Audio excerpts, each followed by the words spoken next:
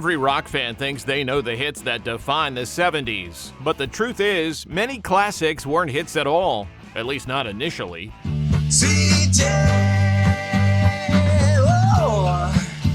If you've ever wondered how a flop becomes a legend, this is your video. I am the passenger, and I ride. So crank it up, settle in, and stick around for the bonus track. One of the most beautiful songs ever recorded.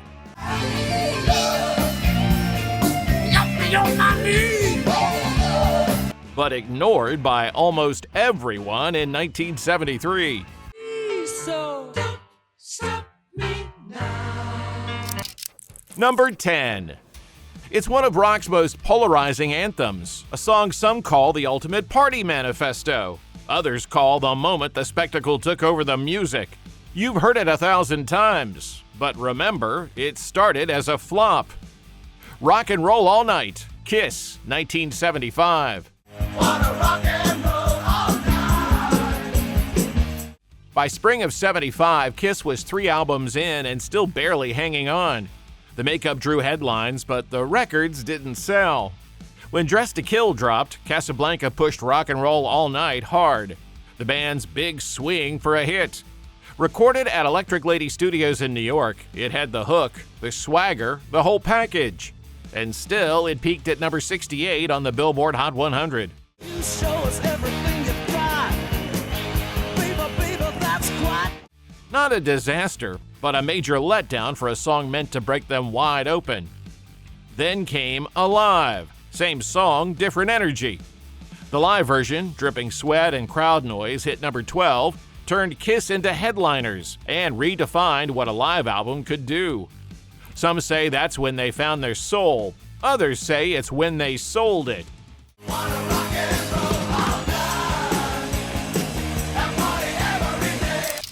Number 9. It's the sound of motion.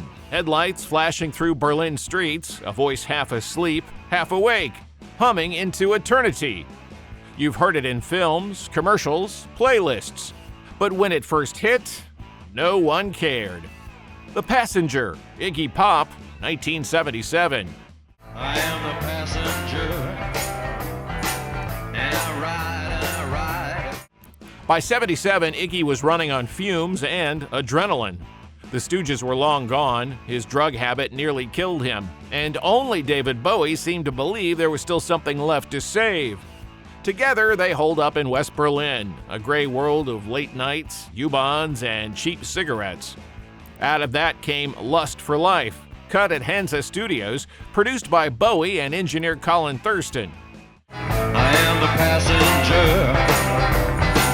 I stay under glass. The Passenger wasn't even the single. Success and Lust for Life got the push. But there it was, tucked deep on side 2. Hypnotic rhythm, Ricky Gardner's guitar pulsing like a heartbeat, Iggy crooning through the fog. It never charted, no airplay, no spotlight. By the mid-'80s, it was revived on alternative radio, used in BBC sessions, and covered by everyone from Susie and the Banshees to REM. Later, soundtracks and car commercials turned it into an anthem for wanderers. Now it's the song that never dies, the midnight hum of Iggy's second life. Hollow sky. You see the stars come out tonight.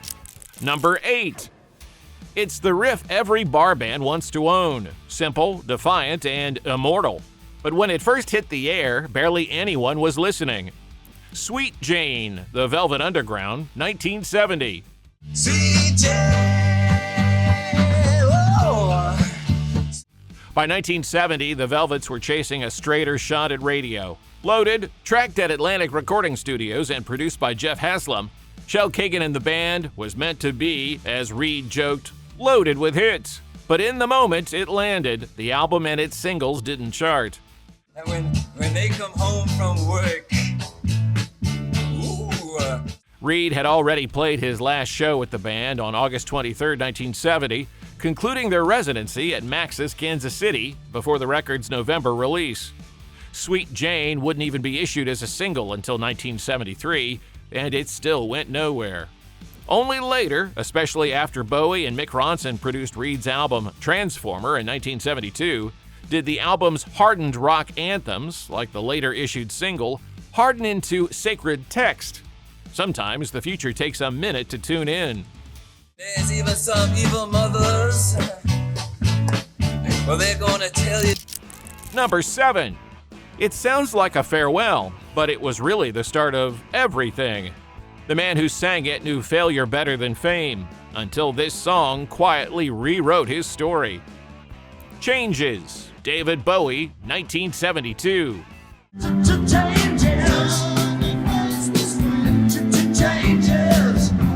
By 71, David Bowie had already worn a half dozen masks. Folk singer, mod hopeful, mime, actor, and none had stuck.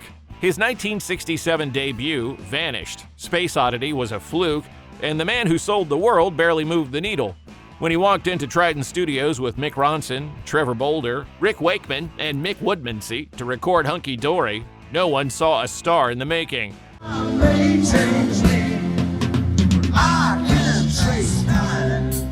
Changes, with Rick Wakeman on piano and Mick Ronson handling the arrangement and strings, opened the album. A piano-driven reflection on reinvention, sung with that fragile confidence only Bowie had. RCA issued the album December 17, 1971. The Changes single followed on January 7, 1972, missing the UK charts and peaking at number 66 in the US, a flop on paper. But when Ziggy Stardust hit a year later, fans came back. Changes became prophecy, the moment he stopped chasing an identity and simply became it. They're quite aware of what they're going through. Changes. Number 6. It feels eternal now. Sunlight through a car window, melody wrapped around memory. But when it first came out, it didn't soar. It stumbled. Tiny Dancer, Elton John, 1972. Jesus freaks out on the street. By late 71, Elton John and Bernie Taupin were in full stride. Madman Across the Water, cut at Trident Studios with producer Gus Dudgeon and arranger Paul Buckmaster, opened with Tiny Dancer, Taupin's lyric inspired by California and by his then-wife, Maxine Feebleman. It ran a generous 6 minutes, gorgeous and unhurried, hardly built for AM radio. Looking on, she sings a song. A shorter promo edit circulated, but many DJs passed. When the single finally landed in the US in February 1972, it peaked at number 41 on the Hot 100 and wasn't even issued as a single in the UK at the time. Ballerina, you must have seen her. For years, it lived on album rock set lists and FM dials. Then Cameron Crowe's Almost Famous in 2000 turned that bus sing-along into scripture, and the song that once slipped past the charts became exactly what it sounded like all along. Timeless. All because the Tiny Dancer. If you're still watching, you get it. The charts never told the whole story. Which one would you turn up right now if it came on? All because the Tiny Dancer. Number 5. It's the kind of riff that stops time. A cry disguised as a guitar line. But when it first hit the shelves, the world barely looked up. Layla, Derek and the Dominoes, 1970.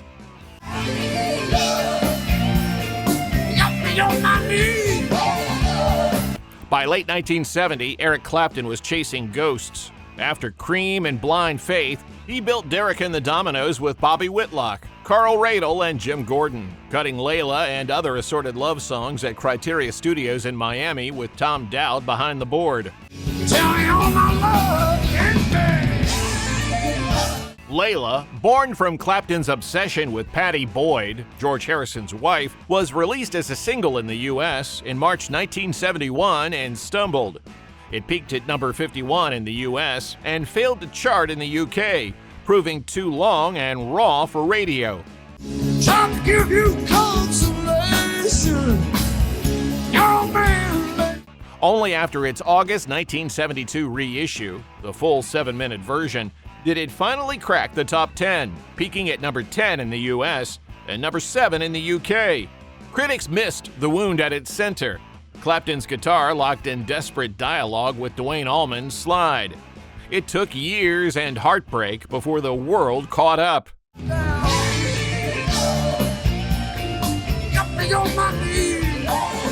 Number 4.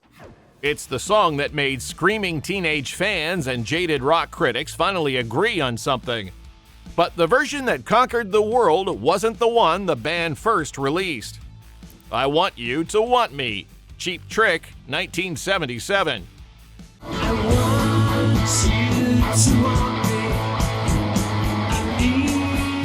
When Cheap Trick dropped their second album, In Color, in 1977, the band had all the goods: hooks, confidence, and a Midwestern work ethic that wouldn't quit.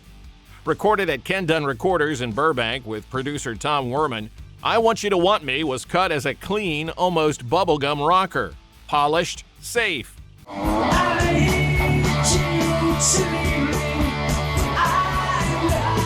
American radio ignored it, and the single never charted.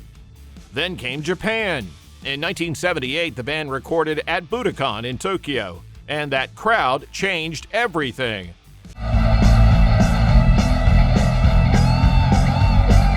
The live version, raw, sweaty, electric, caught lightning in a bottle. Released internationally in '79, it shot to number 7 on the Billboard Hot 100, turning the band into global stars overnight. The same song, same band, just louder, realer, and finally heard the way it was meant to be.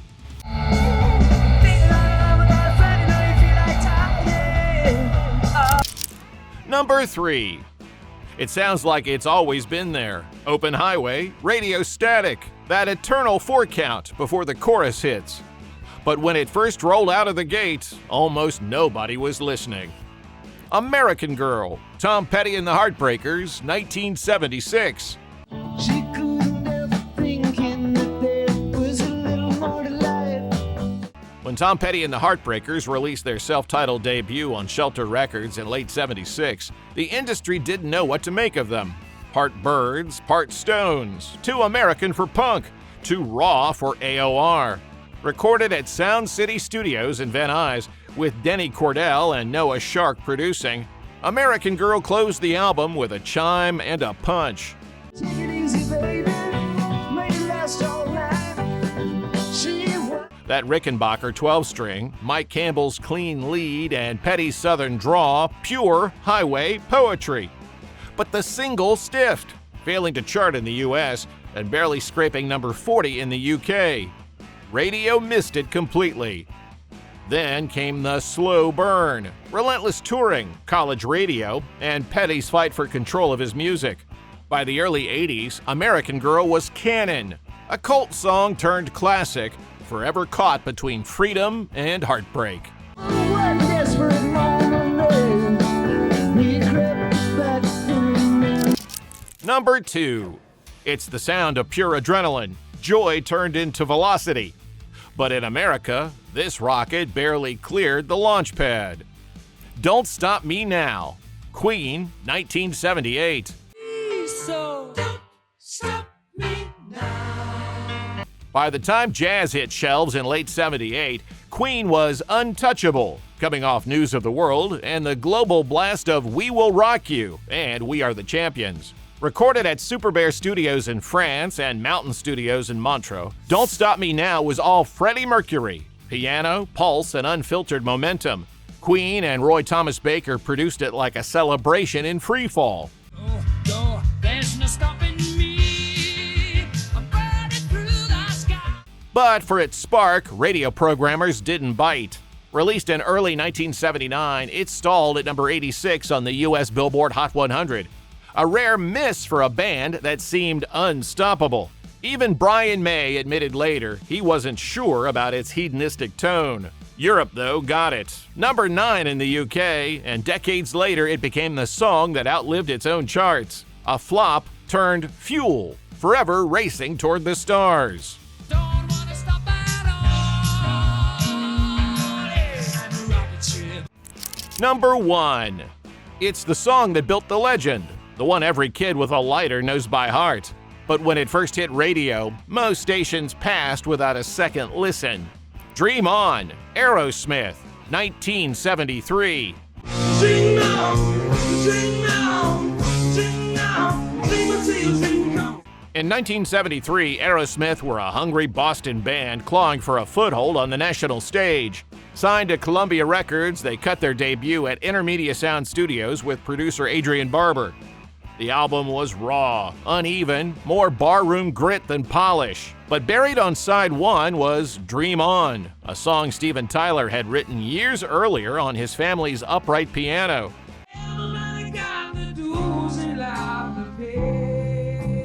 It wasn't flash or bravado, it was survival, a slow-burning ballad built on hunger and heartbreak. Released that June, it stalled at number 59 on the Billboard Hot 100. Another near miss in a year full of giants. But the band kept grinding, touring until Toys in the Attic cracked everything open. When Columbia reissued Dream On in 1976, it finally climbed to number 6, rewriting the band's story. Same track, same take, just finally heard when the world was ready to listen.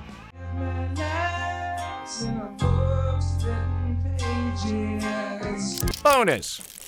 Our bonus track never came close to a hit. No stadium tours, no gold plaques, just one song that quietly changed the way the next generation wrote their songs. 13, Big Star, 1972. Tell him what we said about painted black. It's hard to think of a song more fragile or more beloved by the people who actually make records. 13 was buried on side 1 of Number 1 Record, the debut by Big Star, recorded at Arden Studios in Memphis and released on Arden Stax in 1972. Alex Chilton and Chris Bell were chasing something pure, the sound of teenage innocence before it breaks. 2 guitars, a whisper of drums, and harmonies that felt like a memory. I'll take you. The album never had a chance. Stax distribution collapsed, the label couldn't get copies into stores, and 13 never charted anywhere. But over time, it became a secret handshake among musicians. R.E.M., Elliott Smith, Wilco, Jeff Buckley, they all carried its DNA. It's not a song that sold millions, it's a song that taught millions how to feel. Won't you tell me what you're thinking of? Every classic starts somewhere, sometimes at the bottom of the charts. Which one's your favorite late bloomer? Comment below.